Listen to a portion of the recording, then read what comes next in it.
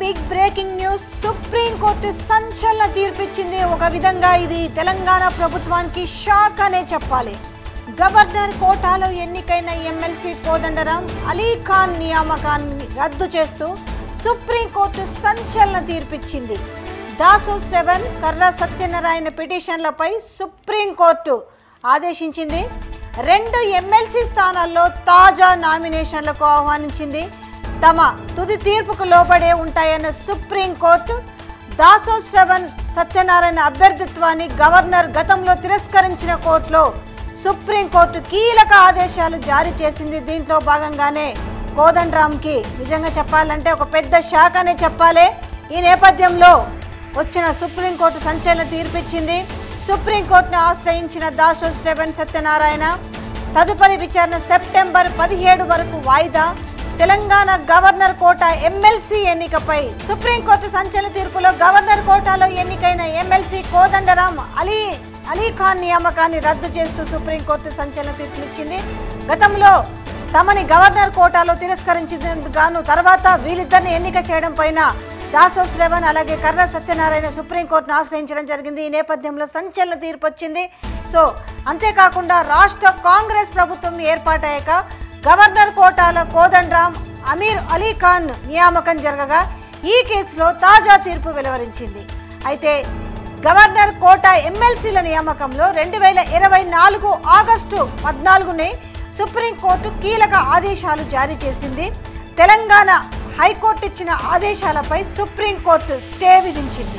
రాష్ట్రంలో కాంగ్రెస్ ప్రభుత్వం ఏర్పాటయ్యాక గవర్నర్ కోటాలో కోదండరాం, అమీర్ అలీ ఖాన్ నియామకం జరగగా ఈ కేసులో తాజా తీర్పు వెలువరించిన దేశ అత్యున్నత న్యాయస్థానం గవర్నర్ కోటా ఎమ్మెల్సీల నియామకంలో 2024 ఆగస్టు 14నే సుప్రీంకోర్టు కీలక ఆదేశాలు జారీ చేసింది.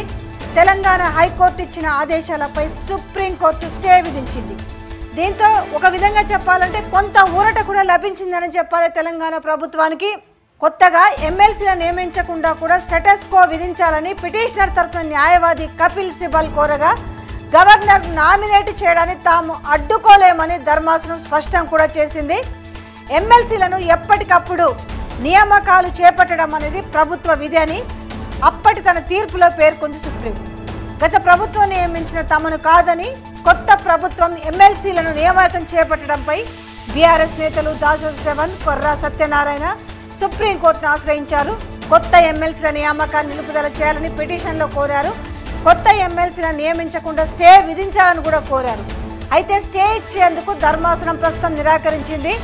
ప్రభుత్వం, గవర్నర్ ఎలాంటి చర్యలు తీసుకున్నా సుప్రీంకోర్టు తుది ఉత్తర్వులకు లోబడి ఉంటుందని ధర్మాసనం స్పష్టం చేసింది. అయితే ఈ కేసు తదుపరి విచారణ సెప్టెంబర్ 17కు వాయిదా వేసింది సుప్రీంకోర్టు. ఏది ఏమైనప్పటికీ కూడా ఇది తెలంగాణ ప్రభుత్వానికి ఒక చెంపపెట్టు లాంటిదని చెప్పాలి. ఇప్పుడు సుప్రీంకోర్టు ఇచ్చిన సంచలన తీర్పు గవర్నర్ కోటాలో ఎన్నికైన ఎమ్మెల్సీ కోదండరాం అలీ ఖాన్ నియామకాన్ని రద్దు చేస్తూ సుప్రీంకోర్టు సంచలన తీర్పు ఇచ్చింది. తెలంగాణలో రాజకీయ సంచలనం. రేవంత్ సర్కార్కు సుప్రీంకోర్టు బిగ్ షాక్. తెలంగాణలో రాజకీయ సంచలనం రేపుతూ సుప్రీంకోర్టు కీలక తీర్పు వెలువరించింది. గవర్నర్ కోటాలో ఎమ్మెల్సీలుగా నియమితులైన కోదండరాం, అమీర్ అలీ ఖాన్ నియామకాలను రద్దు చేసింది సుప్రీంకోర్టు. సో తెలంగాణ రాజకీయ వర్గాలను కుదిపేసేలా సుప్రీంకోర్టు కీలక నిర్ణయం వెలువరించింది. గవర్నర్ కోటాలో ఎమ్మెల్సీలుగా నియమితులైన కోదండరాం, అమీర్ అలీ ఖాన్ నియామకాలు చెల్లుబాటు కావని ప్రకటించింది. ఈ కేసులో దాసు శ్రవణ్, సత్యనారాయణ దాఖలు చేసిన పిటిషన్లను పరిశీలించి సుప్రీంకోర్టు వారి వాదనలకు అనుకూలంగా తీర్పునిచ్చింది. సో దీంతో మళ్ళీ కూడా నామినేషన్లు దాఖలు చేసుకోవాల్సిన అవకాశం అయితే ఇచ్చింది. కాకపోతే ఈ దెబ్బతో రాజకీయంలో పెను ప్రకంపనలు జరగాలి. సుప్రీంకోర్టు ఇచ్చిన ఆదేశాలు చూస్తుంటే మాత్రం పెద్ద షాక్ ఇచ్చిందనే చెప్పాలి ప్రభుత్వానికి.